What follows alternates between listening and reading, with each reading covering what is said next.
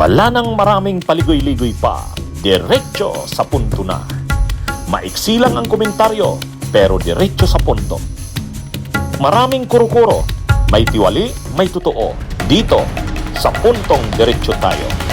Punto, diretso.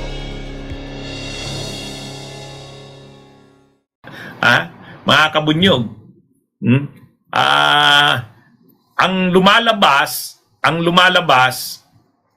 ang sinasabi ng ng mga abogado, may mga abogado kasi na nadadawit diyan. Alam naman siguro ninyo yung honey trap na yan na sinasabi. Honey trap, kasi si Executive Secretary Ralph Recto ay tataniman sana ng babae. Yung mga magagandang babae, batang-bata. Honey. Honey. Kaya honey trap. Ngayon, itong mga babaeng ito ay lalabas, gagawan sila ng affidavit, gagawan sila ng sinumpaang salaysay na sila nga ay inabuso ni Ralph Recto. Nakipagtalik sa kanila, nakipag-sex, kung ano-anong pinagawa sa kanila, mga weirdo yata ang pinagawa. Tapos may involved pang drugs o ganon. Sisiraan talaga si Ralph Recto, kaya nga isi-set up. Ngayon, may mga babae dyan, tapos may bugaw na involved. Ang kausap ng mga babae na yon ay si Jing Paras. Si Jing Paras DDS yan. Dating congressman yan ng Negros Oriental. Panahon ni Digong, siya ang presidential advisor on political affairs. Parang kung si Ronald Llamas, panahon ni Pinoy, si Ronald Llamas, presidential advisor on political affairs. Panahon naman ni Duterte, si Jing Paras yun. Yang nakikita nyo sa kaliwa. Ay ngayon, siyempre, yung mga babae na yon, gagawan sila ng affidavit. Ang sasabihin nila sa affidavit nila na sila nga ay nakipag-meeting kay Ralph Recto, dinala sila sa mamahaling hotel at nakipag-sex sila at kung ano-anong pinagawa sa kanila. At may drugs pang involved o ganun sana. O ngayon, may gagawa ng affidavit nila. Ito nang nakikita nyo sa kanan, si Attorney Rondain yan. Ang kapartner niyan sa kanyang law office si Attorney Mendiola. At ang mag-finance daw, syempre pera yan, babayaran mo ng ilang milyon yung mga babae na yun, 6 na babae yata yun, plus yung bugaw nila, yung talent manager. 6 million yata ang involved dyan. Ang mag-finance daw si Lebeste. Yan yung kwento, yan yung kwento. Di syempre, iniimbestigahan ngayon ng NBI. Nag-appear ngayon yung dalawang abogado. Yung dalawang abogado nag-appear sa patawag ng NBI. At ang sinasabi ng dalawang abogado, una, totoo ba na nakipag-meeting sila dun sa mga babae at at dun sa talent manager? Yes. Inamin nila. Kaya lang, ang sinasabi ng dalawang abogado, nakipag-meeting sila dun dahil inimbitahan sila ni Jing Paras. Classmate daw ni Attorney Rondain, classmate niya si Jing Paras.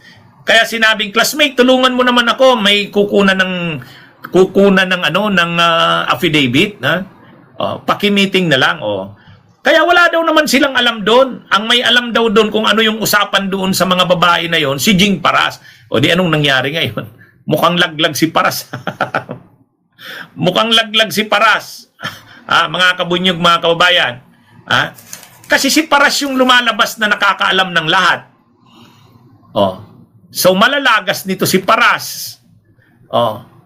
Tapos si Leandro Lebeste rin, wala naman daw alam, nababanggit lang naman yung pangalan niya na siya yung magpi-finance. Pero wala, hindi involved si Lebeste doon. Sabi nila attorney ng mga abogado. Testimony kasi nga there are two conflicting stories and two different angles here. How did Congressman Lebeste come into play, at least with your two meetings in the bar in Quezon City? He did not.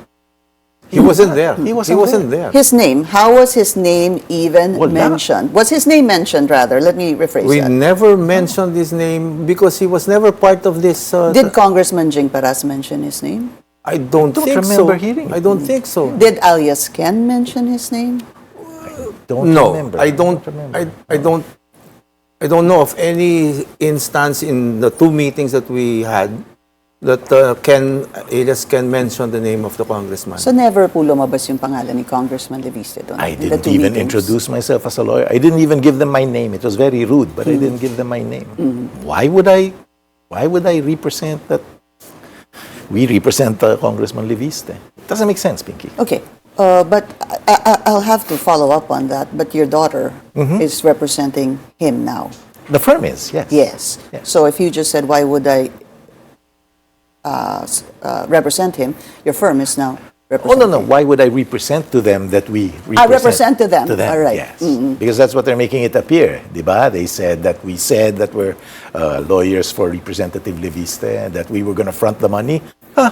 You know why we never pay witnesses? Because a witness who will accept money to testify will accept more money to recant. Diba? Si Jing Paras ang malalaglag dito, malamang. Sabi ng NBI, mga isang linggo pa, magdi-decide na sila kung sino ang mga kakasuhan. Eh, ang problema dyan, mukhang patungo sa ito, malilibre si Leviste, malilibre yung dalawang abogado. Mukhang ang mahuhulog lang dyan sa si Paras eh. Kaya ang mangyayari, si Paras ang malalagas. Si Paras ang malalagas. So makakasuhan ito si Paras, qualified human trafficking, non-bailable na naman yan. Ay makakasama niya na sila Mike Defensor sa si Marcoleta sa kulungan. Ha? Di ba mga kabunyog, mga kababayan? Yan yung yan yung nangyayari diyan, yan yung update diyan. Kaya ang lumalabas, ang sabi ng mga abogado, wala silang alam doon.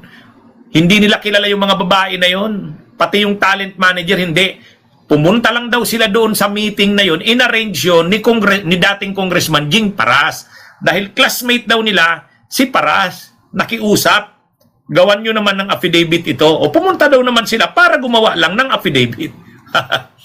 mukhang ang lumalabas dito, si Paras ang malalagas dyan. Kung magkaroon ng kaso dyan si Paras at non-bailable yan, di aarestuhin na naman siya. Makukulong yan. Makakasama na naman yan nila Mike Defensor.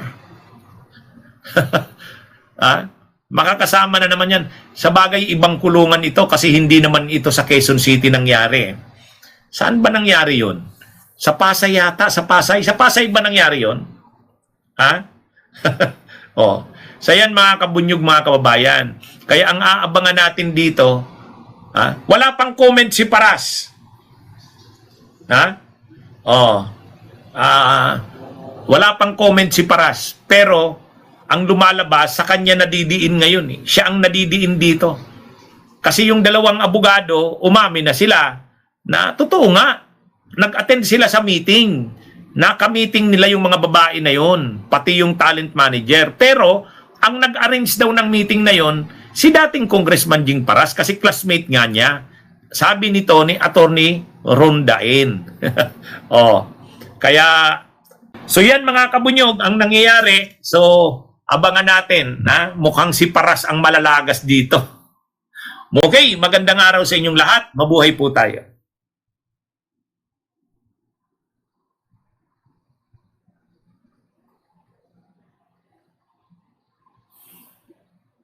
Bunyog, halikan na kasama ka. Bunyog, kapag buklod ay may pag-asa. Luzon, Visayas, Mindanao, isa ang pananaw. Sa bagong Pilipinas ang bunyog isisigaw. Bunyog.